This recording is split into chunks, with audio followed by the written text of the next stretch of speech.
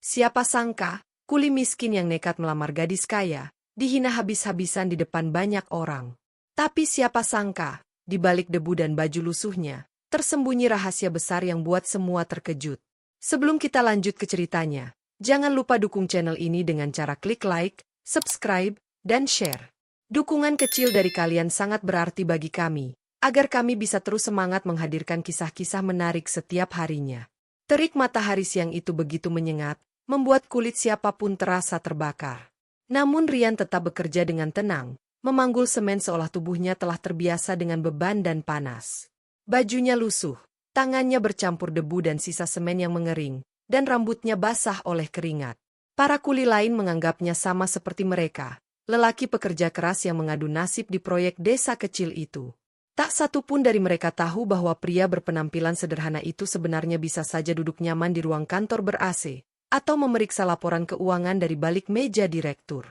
Tidak ada yang tahu bahwa di balik wajah yang tertutup debu semen itu, tersimpan identitas besar, pemilik salah satu perusahaan properti terbesar di kota, Rian K. Mahendra. Rian menatap desa itu dengan pandangan lembut. Ia bukan datang hanya untuk proyek pembangunan jalan desa, seperti yang orang-orang kira.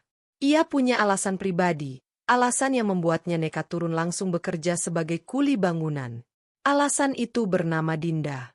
Gadis desa yang pernah ia temui beberapa bulan lalu saat survei lahan. Perjumpaan singkat, namun cukup untuk membuat hati Rian tak pernah sama lagi. Dinda bukan hanya cantik, ia punya kelembutan yang jarang ditemui, senyum yang meneduhkan, tutur kata yang sopan, dan sikap yang tidak pernah memandang rendah siapapun. Sejak saat itu, Rian ingin mengenalnya lebih dalam, tapi tidak sebagai direktur kaya raya. Ia ingin melihat apakah gadis itu akan menyukai seorang pria tanpa harta, tanpa posisi, tanpa pujian, hanya dirinya apa adanya. Maka ia memilih penyamaran yang paling ekstrim, menjadi kuli bangunan.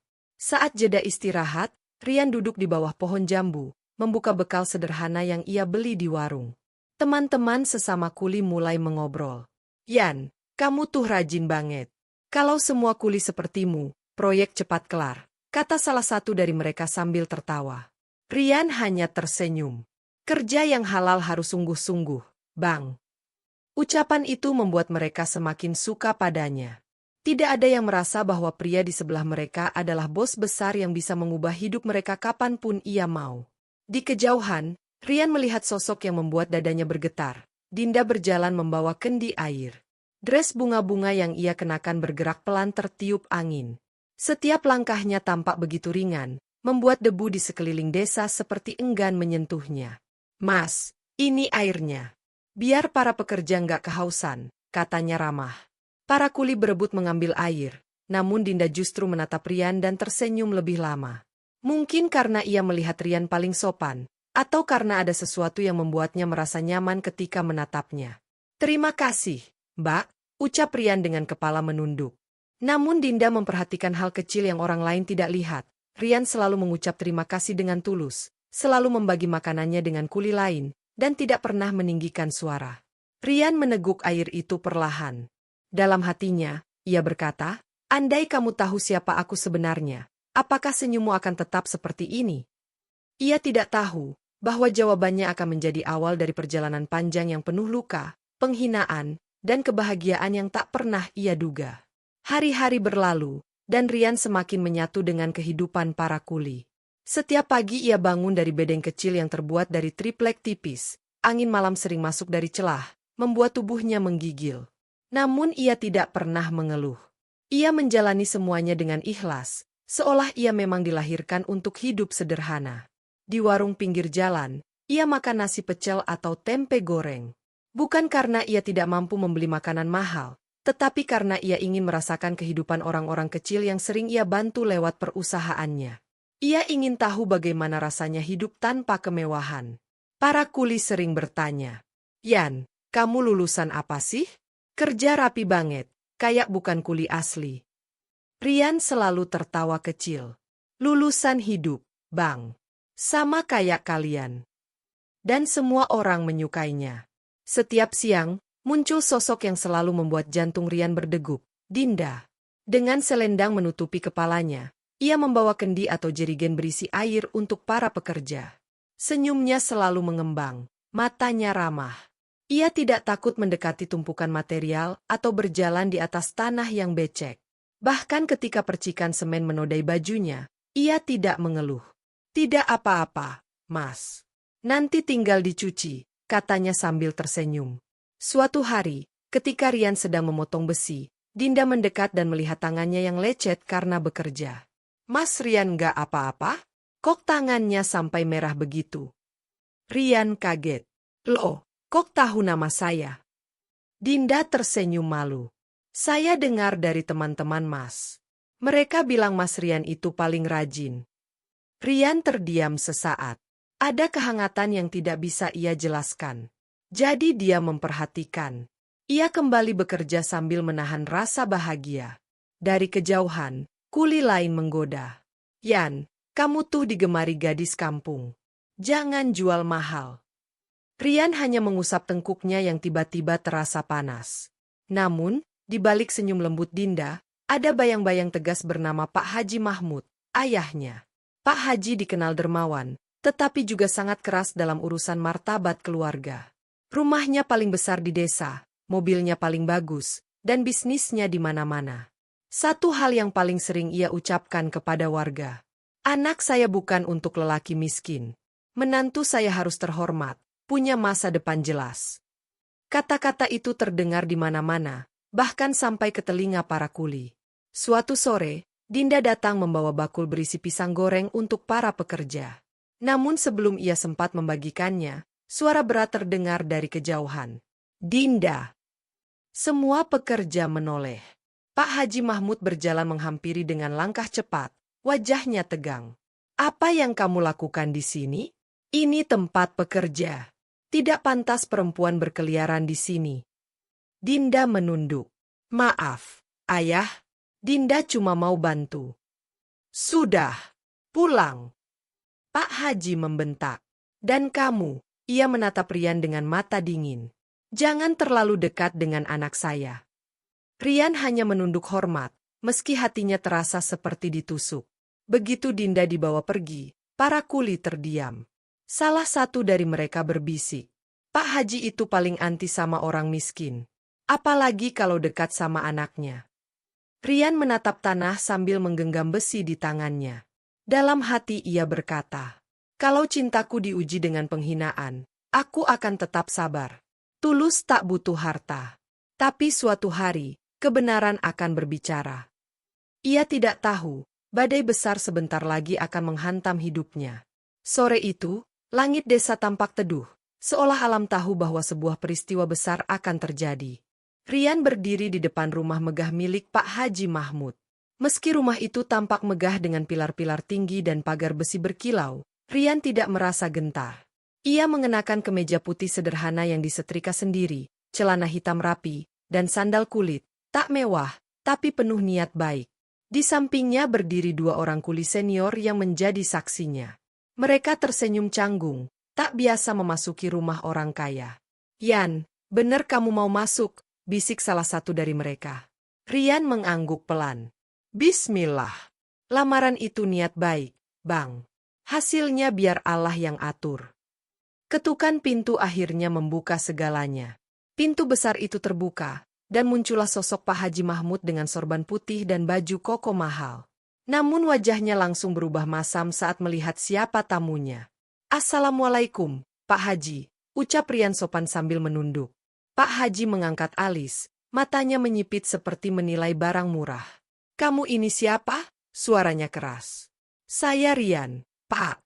Kuli bangunan yang bekerja di proyek jalan. Belum selesai, Pak Haji memotongnya kasar. Ah, iya.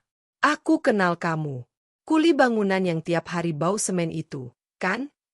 Ia tertawa pendek, penuh penghinaan. Rian tetap tersenyum, meski hatinya ditusuk kata-kata itu. Saya datang dengan niat baik, Pak. Saya ingin melamar putri Bapak, Dinda. Seakan dunia berhenti sejenak. Dua saksi di belakang Rian menelan ludah. Wajah Pak Haji langsung berubah merah padam. Ia menatap Rian dari atas sampai bawah, seolah melihat makhluk rendah. Kamu kuli, melamar anak saya. Pak Haji tertawa terbahak-bahak, Suaranya menggema di seluruh ruang tamu. Coba kamu lihat dirimu. Wajah berdebu, pakaian murahan, tangan kasar kayak batu. Anak saya itu calon nyonya pengusaha, bukan istri kuli rendahan. Dari balik pintu kamar, terlihat sosok Dinda yang menutup mulutnya agar isak tangisnya tidak terdengar. Matanya memerah. Ia ingin keluar membela, tapi ibunya menahannya dengan lembut, khawatir keadaan makin memburuk. Pak Haji makin menjadi-jadi. Kamu pikir cuma dengan niat baik kamu pantas? Apa kamu punya masa depan? Punya rumah? Mobil? Gelar? Hah? Ia mendekat, jarak wajah mereka hanya beberapa jengkal. Cermin dulu. Jangan mimpi menikahi anak orang kaya kalau kamu cuma kuli kotor. Rian menghela napas pelan. Sakit, tapi ia menahan semuanya. Ia menunduk dalam-dalam. Baik, Pak. Saya mengerti. Nadanya tetap rendah, namun tegas. Saya hanya ingin datang dengan cara baik. Jika Bapak belum berkenan, saya tidak memaksa. Pak Haji mengejek sinis. Belum berkenan? Tidak akan pernah. Dalam diam, Dinda jatuh bersimpuh, menangis sejadi-jadinya. Ayah, tolong jangan seperti itu, bisiknya lirih, tapi tak terdengar. Rian melanjutkan, suaranya tenang meski hatinya luka. Mungkin suatu hari nanti, Allah akan tunjukkan siapa yang benar-benar berharga, bukan dari harta, tapi dari hati. Pak Haji mendengus. Keluar sebelum aku usir. Rian memberi salam, lalu mundur dengan langkah perlahan. Dua saksi mengikutinya dengan wajah sedih. Di ambang pintu, Rian sempat menoleh sebentar. Ia melihat Dinda berdiri dengan air mata mengalir deras. Wajahnya pucat menahan sakit hati. Rian menundukkan kepala, memberikan senyum kecil seolah berkata, "Tidak apa-apa, aku kuat." Kemudian ia melangkah pergi. Langkahnya berat, namun hatinya tetap tenang. Karena ia tahu, apa yang tulus tak akan pernah hilang. Dan suatu hari, kebenaran akan kembali, dan menghantam siapa yang merendahkannya hari ini. Rian tidak tahu, penghinaan sore itu hanya awal dari perubahan besar yang akan mengguncang seluruh desa. Setelah lamaran yang memalukan itu, desa menjadi bising oleh satu topik yang sama, Rian si kuli yang nekat melamar anak orang kaya. Gosip mengalir lebih cepat daripada angin, menusuk telinga seperti duri sembilu. Dia itu nggak tahu diri. Ngaca dululah sebelum melamar cewek kaya. Mikir apa sih itu anak? Baru jadi kuli aja sok-sokan. Setiap Rian lewat, beberapa warga menatap sambil menahan tawa. Ada pula yang berbisik-bisik seolah membicarakan kriminal besar. Bahkan anak-anak kecil menirukan. Kuli nekat, kuli nekat. Namun Rian hanya tersenyum. Ia menunduk, menahan rasa perih yang menghantam dadanya. Itulah tawadhu yang selalu ia pegang, kerendahan hati yang tidak goyah meski dihina. Salah satu rekan kuli sempat menepuk bahunya, khawatir. Yan, kalau mau pergi dari proyek ini juga nggak apa-apa. Malu banget pasti rasanya. Rian menggeleng pelan. Biarkan saja, Bang. Orang menilai dari apa yang mereka lihat. Tapi Allah menilai dari yang tak terlihat. Kuli itu terdiam. Ia melihat keteguhan yang jarang dimiliki manusia pada umumnya. Sementara itu, di rumah besar Pak Haji, suasana jauh berbeda. Dinda tak dapat tidur. Malam demi malam ia menangis, memeluk sajadah sambil memanjatkan doa. Ya Allah, jika Rian memang lelaki baik, tolong jaga hatinya. Jangan biarkan ia pergi atau patah. Matanya bengkak, namun ia tetap berharap. Rian muncul di mimpinya hampir setiap malam, dengan senyum sederhana yang menenangkan jiwa. Ibunya pernah bertanya lirih. Dinda sayang, kamu benar-benar suka sama kuli itu? Dinda hanya menunduk. Dia bukan hanya kuli, Bu. Dia baik. Sangat baik. Ibunya tersenyum pilu. Tapi ayahmu keras. Kamu tahu itu. Dinda mengangguk, tetapi hatinya tak bisa dibohongi. Ada sesuatu pada diri Rian yang tidak bisa ia temukan pada lelaki kaya manapun. Sementara itu, jauh dari desa, di pusat kota, tampak bangunan megah berdiri. Di lantai paling atas sebuah gedung perkantoran, seorang pria duduk di depan layar monitor besar, menatap desain proyek perumahan elit yang hampir rampung. Pria itu memakai jas hitam elegan. Rambutnya disisir rapi. Wajahnya bersih tanpa sedikit pun debu. Dialah Rian yang sesungguhnya. "Pak Rian," ujar asistennya, "investor dari Dubai ingin bertemu akhir pekan ini. Juga proyek RKM Hills tahap 2 sudah disetujui semua." Rian mengangguk sambil tersenyum tipis. "Bagus. Pastikan semua sesuai standar. Kita tidak boleh mengecewakan." Tidak ada satupun pekerja kantornya yang tahu bahwa bos besar mereka baru saja dipermalukan habis-habisan di sebuah desa kecil karena dicap kuli miskin. Tidak ada yang tahu bagaimana ia makan di warung kecil setiap hari, tidur di bedeng sempit, atau mendengar hinaan warga. Itulah Rian, lelaki yang memilih menyembunyikan siapa dirinya karena ingin mencari cinta yang murni, bukan cinta yang dibeli. Setiap malam, setelah rapat dan pekerjaan selesai, ia kembali ke desa dengan baju lusuh yang sengaja ia simpan di mobil. Ia mengganti baju mewahnya dan kembali menjadi kuli biasa. Karena di desa itulah, ada gadis yang ingin ia perjuangkan. Suatu malam di bedeng, Rian duduk sendirian. Angin sepau-sepau masuk lewat celah dinding. Ia memejamkan mata. "Aku tidak apa-apa," bisiknya pada diri sendiri. "Hinaan ini cuma ujian kecil." Ia membuka ponsel dan melihat foto desain perumahan elit yang akan menjadi salah satu proyek terbesar di seluruh provinsi. Proyek yang ia pimpin sendiri. Tinggal sedikit lagi selesai. Tak ada yang tahu bahwa perusahaan besar bernama RKM Group Property adalah miliknya. Dan di belakang nama RKM, tersimpan nama sebenarnya. Rian K. Mahendra. Lelaki yang dihina sebagai kuli, namun sejatinya adalah raja properti. Namun bagi Rian, semua itu belum berarti apa-apa, selama hatinya belum mendapatkan restu dari keluarga gadis yang ia cintai. Dan perlahan, badai yang lebih besar mulai mendekat, menunggu untuk meledak. Bulan demi bulan berlalu. Desa mulai berubah setelah kabar menggembirakan tersebar. Sebuah perusahaan properti raksasa berencana membangun perumahan mewah di desa itu. Proyek itu akan membuka peluang kerja besar dan meningkatkan nilai tanah warga. Semua orang sumringah. Dan yang paling senang tentu saja Pak Haji Mahmud. "Ini kesempatan besar untuk desa, dan untuk bisnis saya," katanya bangga kepada para tokoh desa. Ia bahkan sudah membayangkan keuntungan yang akan mengalir deras ke sakunya. Tanah kosongnya di pinggir desa pasti akan dibeli dengan harga tinggi. Dari caranya berjalan, dari sorot matanya, terlihat jelas betapa sombongnya ia. "Saya yakin direktur perusahaan itu pasti orang besar. Orang terhormat," ucapnya angkuh. Bukan seperti kuli-kuli yang tidak tahu tempatnya. Nama perusahaan itu membuat warga terkagum-kagum. RKM Group Property, perusahaan elit yang terkenal di seluruh provinsi. Hari yang dinanti pun tiba. Balai desa dipenuhi pejabat, wartawan, dan warga yang ingin menyaksikan kedatangan orang penting tersebut. Karpet merah digelar. Kursi-kursi disusun rapi. Spanduk besar bertuliskan, "Selamat datang Direktur Utama RKM Group Property." Pak Haji berdiri di barisan depan, memakai baju koko mahal dan sorban baru. Wajahnya dipoles rapi, senyumnya tidak pernah lepas. Ia yakin pertemuan itu akan memuliakan namanya. Dinda duduk agak jauh, bersama ibunya. Hatinya resah. Tidak tahu kenapa, ia merasa ada sesuatu yang akan terjadi. Tiba-tiba suara deru mobil terdengar. Sebuah mobil hitam mewah meluncur pelan ke depan balai desa. Pintu belakang dibuka oleh seorang sopir berjas. Semua mata tertuju pada sosok yang keluar.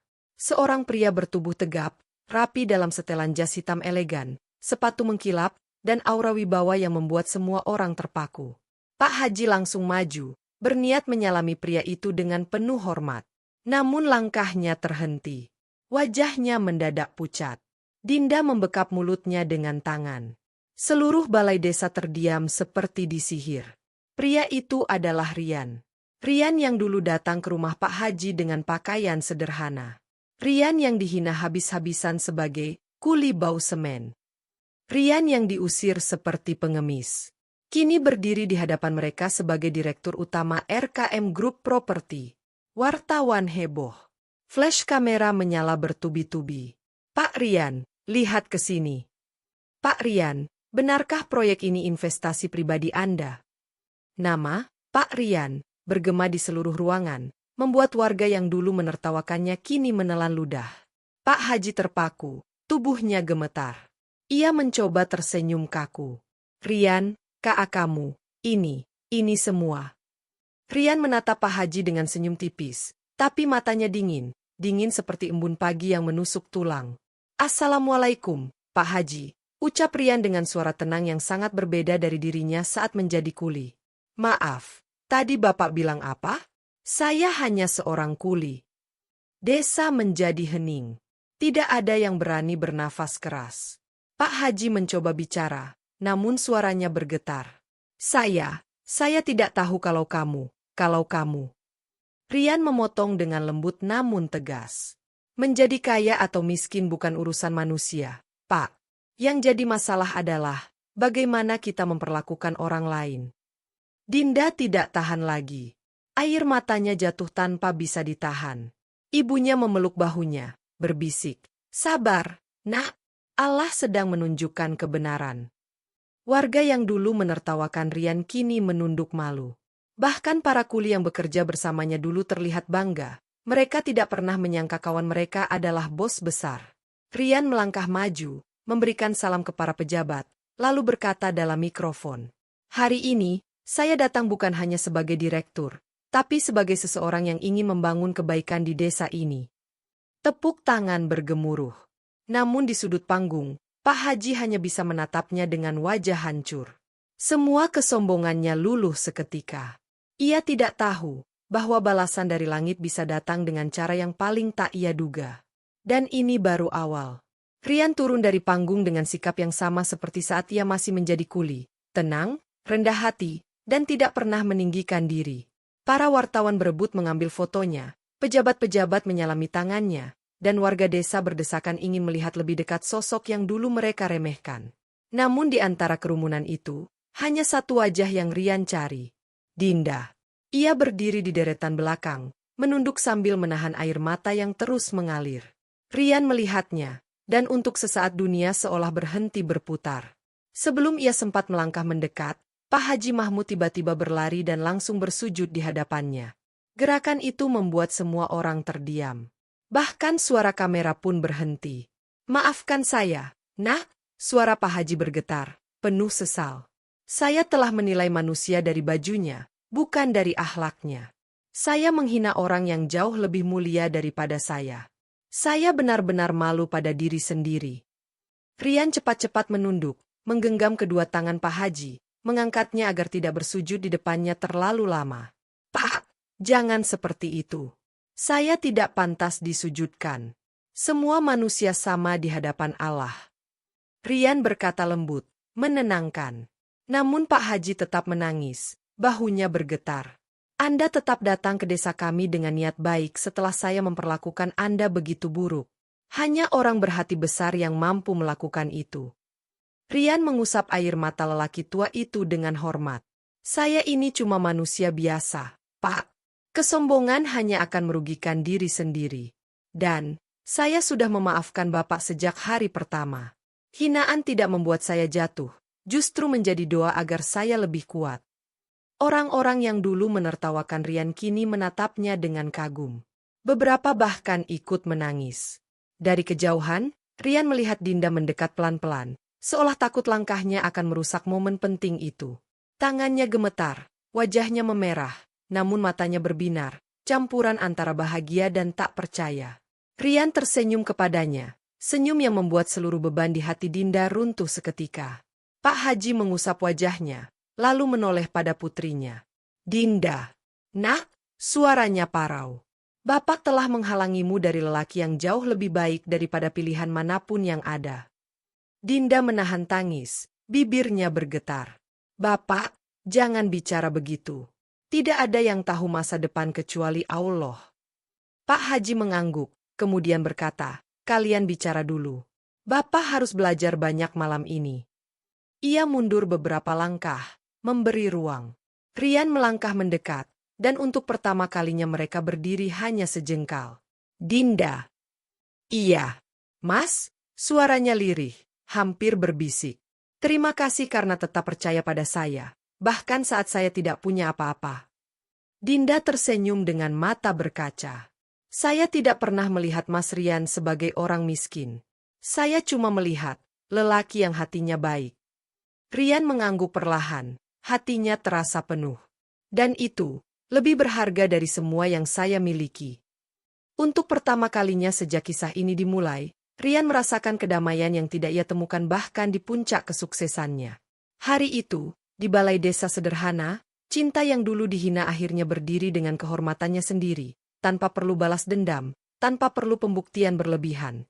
Hanya ketulusan dan maaf yang diterima dengan lapang dada. Beberapa minggu setelah pertemuan besar itu, suasana desa berubah. Orang-orang yang dulu menertawakan Rian kini justru menghormatinya. Namun Rian tidak pernah memandang mereka dengan dendam. Ia tetap menyapa setiap orang dengan senyum yang sama, senyum seorang lelaki yang telah ditempa luka, diuji kesabaran, dan dibalas kebaikan. Hari akad pun tiba. Di masjid tua yang sederhana, karpet merah digelar. Bunga melati harum memenuhi udara. Para ibu-ibu duduk sambil menahan senyum, sementara para bapak memandangi jalannya acara dengan penuh hikmah. Masjid itu adalah tempat yang sama. Tempat Rian dulu pernah direndahkan, dicibir, bahkan dianggap tidak pantas. Dan kini, di tempat yang sama, Allah membalikan takdirnya dengan cara yang paling indah. Rian masuk dengan baju koko putih bersih, wajahnya bersinar damai. Dinda duduk di ruang perempuan dengan gaun putih lembut, matanya basah sejak pagi. Tangannya gemetar. Bukan karena takut, tapi karena bahagia yang sulit dijelaskan. Ketika penghulu memulai ijab kabul, masjid langsung hening. Baik, Rian Kamahendra, saya nikahkan engkau dengan putri saya, Dinda Mahmudah, dengan mas kawin seperangkat alat salat dan emas 5 gram dibayar tunai. Rian menarik napas panjang. Suaranya tegas, namun bergetar oleh haru. Saya terima nikahnya Dinda Mahmudah binti Mahmud, dengan mas kawin tersebut, dibayar tunai, karena Allah Ta'ala. Beberapa detik hening, lalu suara saksi menggemakan. Sah! Tangis pecah di kedua ruangan. Dinda langsung menutup wajah dengan tangan gemetar, sementara air mata mengalir tanpa henti. Di ruangan lelaki, beberapa warga yang dulu meremehkan Rian justru ikut menangis dalam diam. Pak Haji tidak bisa menahan diri. Ia memeluk Rian erat-erat. Maafkan saya, Nak, suaranya serak. Kamu bukan hanya menantuku, kamu pelajaran hidup bagi kami semua. Kamu ajarkan kami bahwa kemuliaan manusia tidak pernah diukur dari harta. Rian membalas pelukan itu dengan lembut. Saya juga belajar, Pak, bahwa Allah tidak pernah menutup pintu bagi orang yang ingin berubah. Setelah akad, Rian dan Dinda duduk berdampingan untuk pertama kalinya sebagai suami istri. Dinda menunduk malu, tapi senyumnya tak pernah hilang. Rian berbisik pelan. Mulai hari ini, biar saya yang jaga kebahagiaan kamu. Dinda tersenyum sambil menahan air mata. Dan saya, yang menjaga hati Mas. Beberapa bulan setelah pernikahan, perumahan megah di desa itu akhirnya selesai. Rian meresmikannya bersama Dinda di sampingnya, sederhana namun penuh kebanggaan. Di depan gerbang utama, sebuah papan besar berdiri kokoh. Tulisan itu dipilih sendiri oleh Rian. Cinta sejati tidak melihat siapa kamu di luar, tapi siapa kamu di dalam. Warga desa yang datang menatap tulisan itu dengan wajah terharu. Banyak yang berbisik pelan, menyadari bahwa ungkapan itu bukan cuma slogan, tapi perjalanan hidup yang nyata, yang mereka lihat sendiri. Rian menggenggam tangan Dinda. Mereka tidak membangun rumah paling mewah. Tidak perlu. Mereka memilih rumah kecil di ujung perumahan, dikelilingi taman kecil dan suara burung setiap pagi. Rumah sederhana yang dipenuhi doa, bukan pamer. Dan di sanalah keduanya memulai kehidupan baru, bukan sebagai miliarder dan gadis desa, tetapi sebagai dua insan yang dipertemukan Allah melalui ujian, kesabaran, dan ketulusan. Akhirnya, kisah mereka menjadi pelajaran bagi seluruh desa. Bahwa harta bisa menipu mata, tapi akhlak selalu menembus hati. Dan cinta yang lahir dari keikhlasan akan selalu diberkahi oleh langit. Ketika cinta menemukan jalannya, pada akhirnya, hidup mengajarkan satu hal yang tak pernah salah.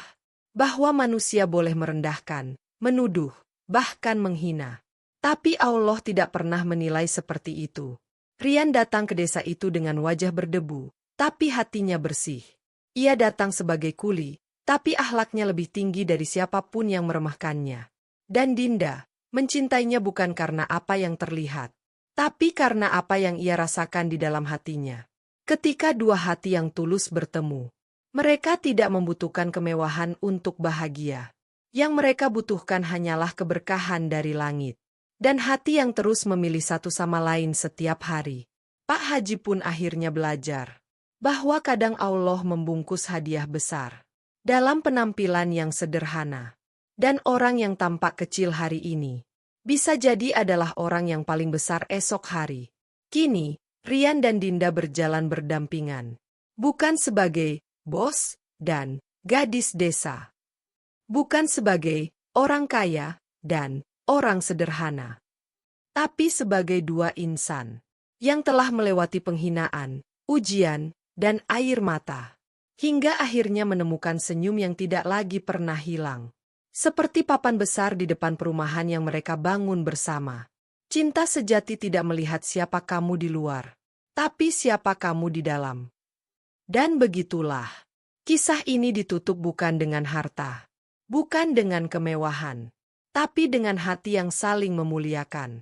Karena pada akhirnya, yang paling berharga bukanlah apa yang kita punya, melainkan siapa yang kita pilih untuk tetap kita genggam melalui segala luka dan doa.